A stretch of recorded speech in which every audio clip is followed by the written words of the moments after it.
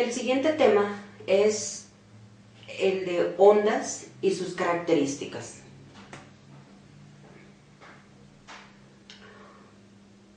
Una onda en física consiste en la propagación o perturbación de alguna propiedad de un medio. Por ejemplo, ese medio puede ser la densidad, puede ser la presión, puede ser un campo eléctrico o un campo magnético, a través de dicho medio, implicando un transporte de energía o un transporte de materia.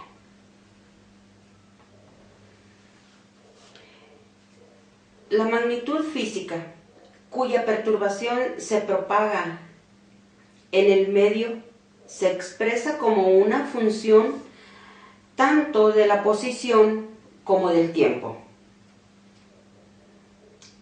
Matemáticamente se dice que dicha función es una onda si verifica la ecuación de ondas. Cuando estamos hablando de un medio perturbado, estamos hablando de que puede ser de naturaleza diversa, como aire, agua, un trozo de metal e incluso algo que no sea material, como el vacío. Una onda tiene su longitud y esa longitud de la onda va de la parte más alta de una onda hacia la otra parte. Hablaremos de ella un poquito más adelante de las propiedades. Ahorita vamos a hablar de lo que es una onda longitudinal. Y esta es una onda en la que el movimiento de oscilación de las partículas del medio es paralelo a la dirección de la propagación. Quiere decir que ambos van en el mismo sentido. Las ondas longitudinales reciben también el nombre de ondas de presión u ondas de compresión. Algunos ejemplos de ondas longitudinales pueden ser el sonido o las ondas sísmicas generadas estas en un terremoto. ¿Cuántas veces no hemos escuchado de las personas que han presenciado los terremotos o algún sismo? Han visto que el movimiento de la Tierra lo llevan en forma de ondas. Y es precisamente, ese es un movimiento de onda longitudinal. Otro tipo de ondas son las ondas transversal o transversales.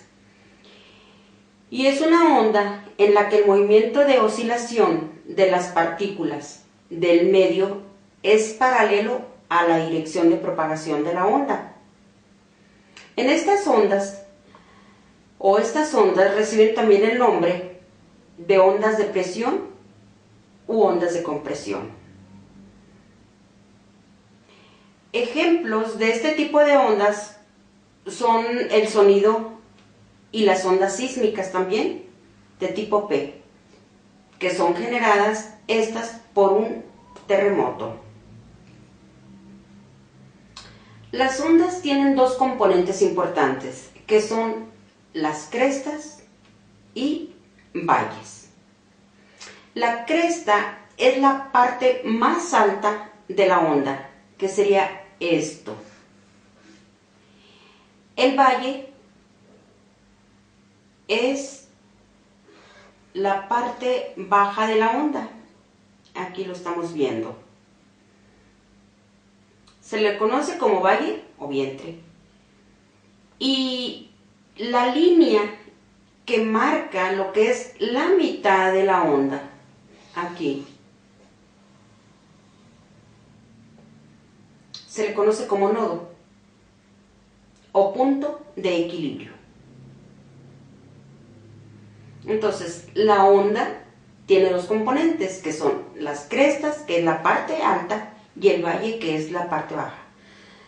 En la mitad de cada onda tenemos lo que se conoce como el nodo o el punto de equilibrio.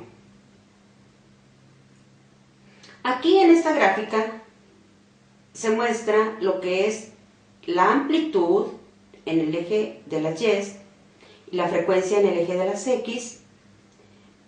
Bueno, la amplitud de la onda es la máxima altura que adquiere la onda.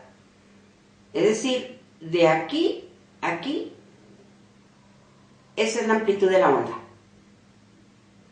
Es la máxima altura que adquiere la onda. Y la frecuencia será el número de veces que se produce la onda. Adelante, vamos a ver un ejemplo más. Aquí está. La longitud de la onda la estamos viendo aquí, que va de cresta a cresta.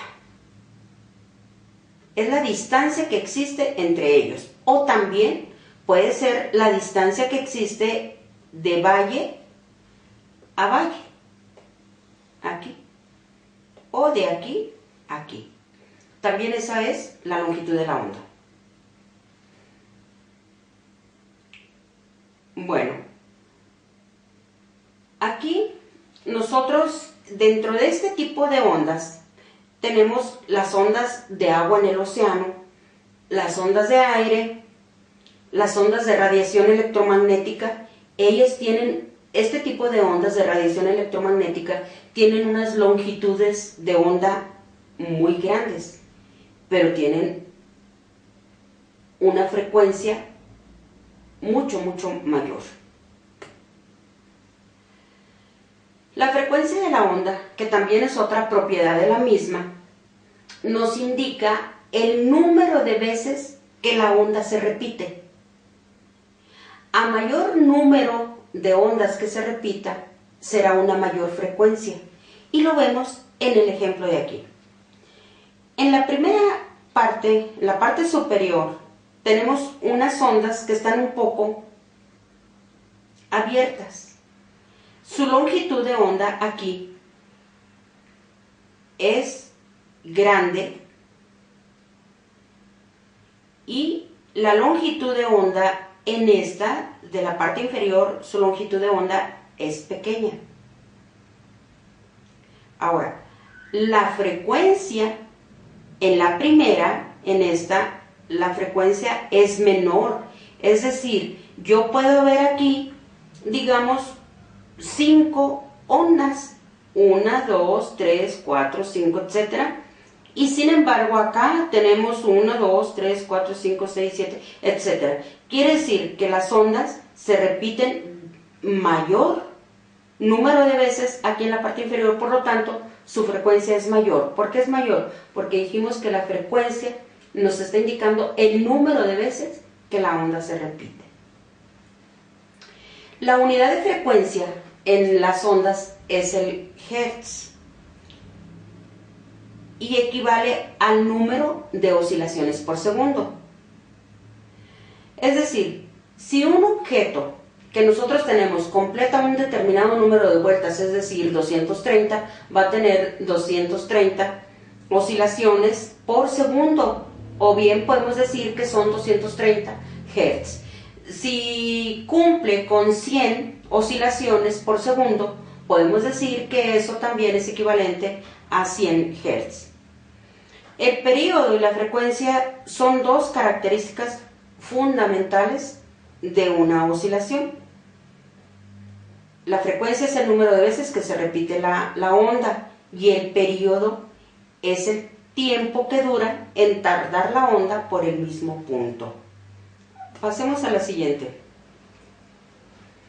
Tenemos lo que se conoce como el efecto Doppler. Este efecto nos dice que cuando la fuente de ondas y el observador están en movimiento relativo con respecto al medio material en el cual la onda se propaga, la frecuencia de las ondas que se observan es diferente de la frecuencia de las ondas emitidas por la fuente. Este efecto, determinado por Doppler, nos dice que las ondas de sonido tendrán una frecuencia más alta si la fuente del sonido se movía en dirección al receptor y una frecuencia más baja si la fuente del sonido se aleja del receptor. Eso es lo que nos está indicando el efecto Doppler. Pasamos a lo siguiente. Ahora tenemos lo que es el efecto fotoeléctrico. Y este principio del efecto fotoeléctrico se basa en la emisión de electrones o la emisión de cierta radiación sobre la superficie de un metal. Entonces, esa radiación o emisión de luz sobre un metal va a hacer que sean emitidos esos electrones en el momento que chocan. Lo vemos aquí con el ejemplo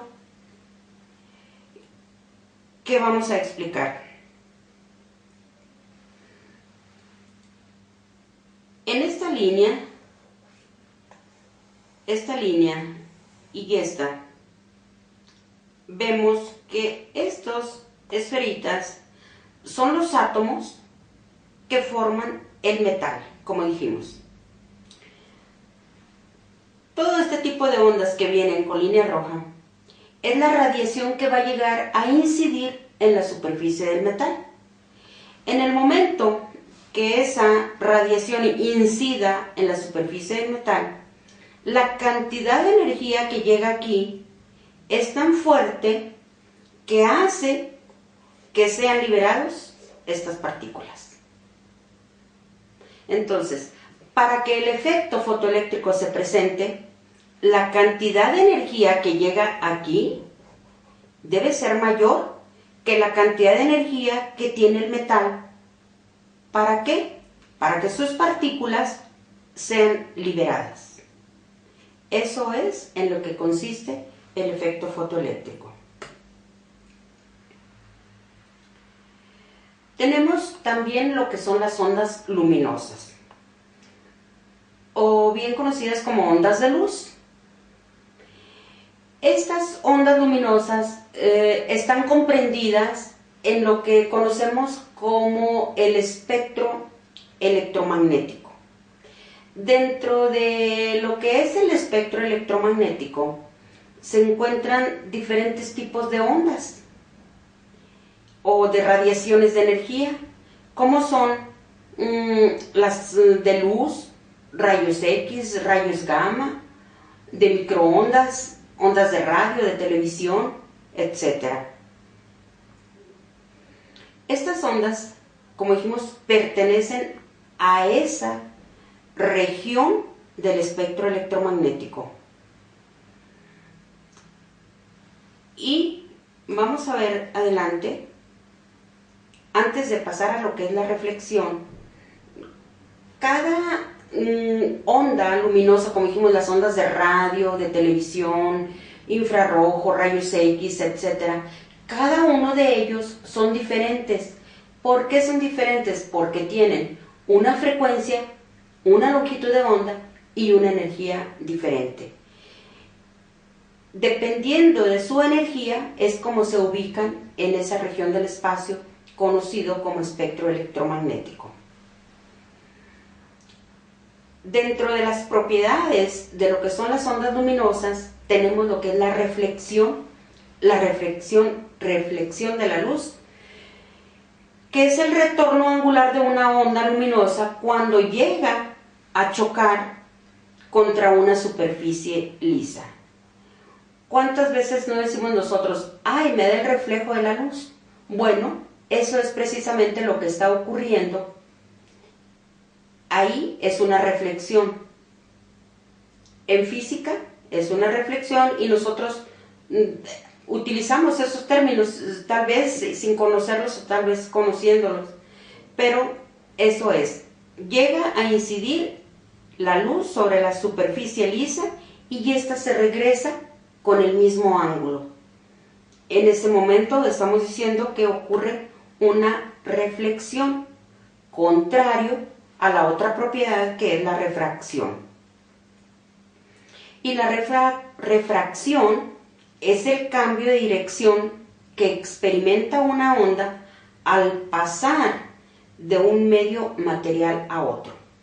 Y un ejemplo muy sencillo que podemos utilizar y lo podemos realizar es cuando tomamos un vaso, le agregamos agua, el vaso que sea de cristal, y entonces colocamos un objeto, en este caso como el ejemplo, un lápiz, y vemos cómo es que se quiebra, pero en realidad no se está quebrando, sino que es la propiedad que tiene la luz, conocida como refracción.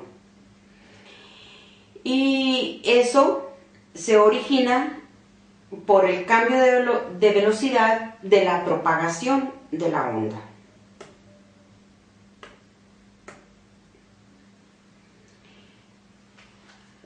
Algunas veces hemos escuchado lo que son interferencias, y sobre todo cuando estamos usando un celular o cuando estamos escuchando una estación de radio, decimos, bueno, pues existe una interferencia, no nos deja escuchar muy bien.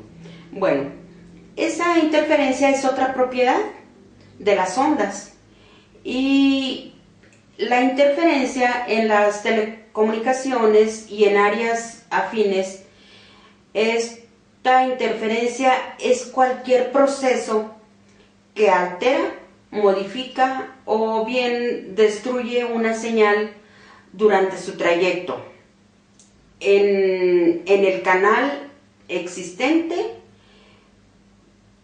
entre lo que es el emisor y el receptor. Podemos ver en el ejemplo que tenemos aquí una sucesión de una interferencia constructiva, es decir, el punto representa el antinodo y las flechas representan la dirección de las ondas. Vemos cómo se van acercando esos antinodos, que son los puntitos azules, de tal modo hasta que llegan a unirse y se forma lo que es una onda.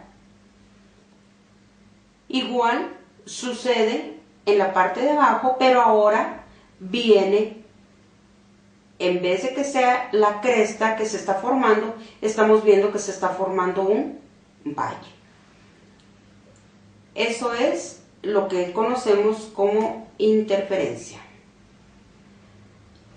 Otra propiedad de lo que son las ondas luminosas es la polarización.